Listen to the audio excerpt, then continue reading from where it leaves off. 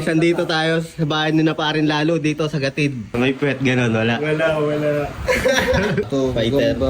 Sinong artist nito? Pre, no fullback mo? Si... Mga kwento ng tattoo sa kanto. Nandito tayo sa bahay ni na parin lalo dito sa Gatid. Nabutan natin siya, nagtatato. Interviewin natin siya about sa mga tattoo niya. Para ilan na yung tattoo mo sa katawan?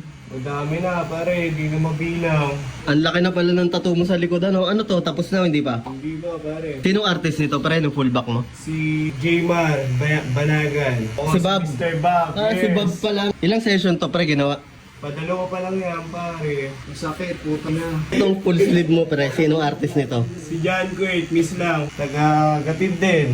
Anong meaning nito, pre, nung tattoo mo to? Asawa ko yan. Kaninong pirmen? Sa asawa ko. Katapos lang guys ni parang lalo magtato. Sa fullback mo, pre, saan dyan part pinakamasakit? Dito sa bandang Quaid. Sabi ka ng puta na, pare. Isang bunto si Quaid.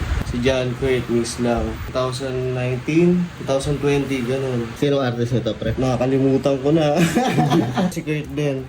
Bakit ito, pre, pinatato mo sa dibdib? Hindi ko alam. Magustuhan ko lang yan nung bata pa ako. Ito, fighter.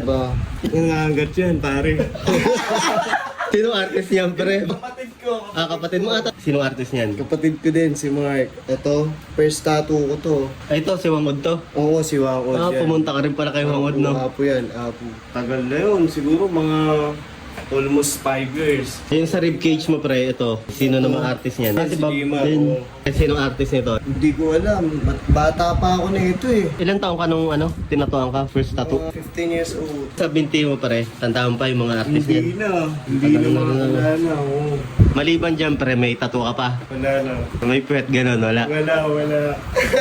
Baka sa susunod, guys. Magkano na pre gastos mo sa mga tattoo mo? Wala, libre lang yan, tol, sa mga tropa.